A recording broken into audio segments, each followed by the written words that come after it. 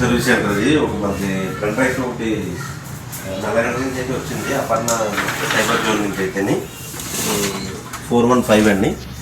చూడండి యాక్చువల్గా ప్రింట్ క్లియర్గా రావట్లేదని చెప్పారు. ఒకసారి మనం టెస్ట్ ప్రింట్ అయితే తీద్దాము.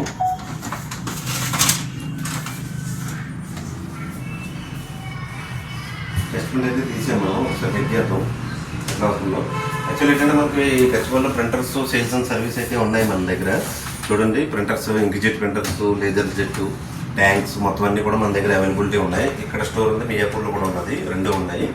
ఏదైనా మీకు కావాలంటే ఫోన్ కాంటాక్ట్ మీకు గూగుల్లో దొరుకుతుంది, చెక్ చేసి చేయొచ్చండి. ఒకసారి ఇదైతే చూద్దాం, చెక్ చేద్దాం ఒకసారి ఎట్లా వస్తుంది.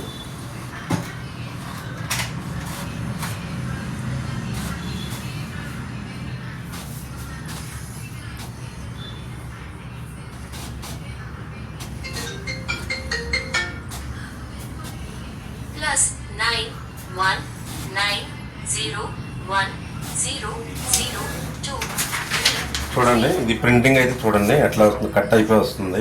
ఇక్కడ మ్యాటర్ కట్ అయిపోతుంది అనమాట, ప్రింటింగ్ కింద కూడా కట్ అయిపోతుంది అనమాట. ఓకే ఇదైతే ఇప్పుడు చెక్ చేద్దాము. ఇక బ్లాక్లో కూడా కట్ అవుతుంది, కలర్స్లో కూడా కట్ అవుతుంది. చెక్ చేద్దాం ఇది ప్రాబ్లం ఏంటనేది చూసి ఒకసారి కస్టమర్తో మాట్లాడి ఏంటి ప్రాబ్లం అనేది ఇలా వస్తుంది కదా, ఒకసారి ఏమేమి కాంపోనెంట్స్ అయితే పోయినాయో ఒకసారి చెక్ చేసి మన కస్టమర్కి ఏంటంటే అప్రూవల్ తీసుకోవాలి. తీసుకున్న తర్వాత రెడీ అయిన తర్వాత కూడా ఒకసారి మళ్ళీ ప్రింట్ చెక్ చేద్దాం. ఓకేనా రైట్. కాంపోనెంట్స్ అయితే కొన్ని కాంపోనెంట్స్ అయితే పోయినాయి, ఇదైతే మనం మార్చాము. ఒకసారి టెస్ట్ ప్రింట్ అయితే చూద్దాం ఎలా వస్తుంది అనేది. చూద్దాం ఒకసారి టెస్ట్ ప్రింట్. మనకు అంత ముందు ప్రింట్ వచ్చింది దీంట్లో ఉందా, ఇదే కదా, ఇదే ఇది బిఫోర్ ప్రింట్ రెడీ చేయకముందు వచ్చిన ప్రింట్ అండి. ఇందాక మనం చూపించాం ఆల్రెడీ, ఇది కట్ అవుతుందని చూపించాం కదా. ఓకే ఇప్పుడైతే వస్తుంది. ఓకే ప్రింట్ అయితే ఓకే వస్తుంది. ఇప్పుడు చూడండి ప్రింట్ కూడా కట్ అవ్వకుండా నీట్గా వస్తుంది, ఇక్కడ కూడా కింద కూడా నీట్గా వస్తుంది.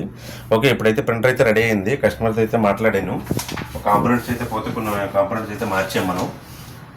ఇప్పుడు ప్రింటర్ అయితే కస్టమర్ దగ్గర నల్లగంటలు వెళ్తుంది. ఇప్పుడు వెళ్ళిన తర్వాత ఒకవేళ ఆయన ఏమన్నా వీడియో చేస్తే అది కూడా అప్లోడ్ చేస్తాను, లేదంటే ఇంతటితో క్లోజ్ చేద్దాము.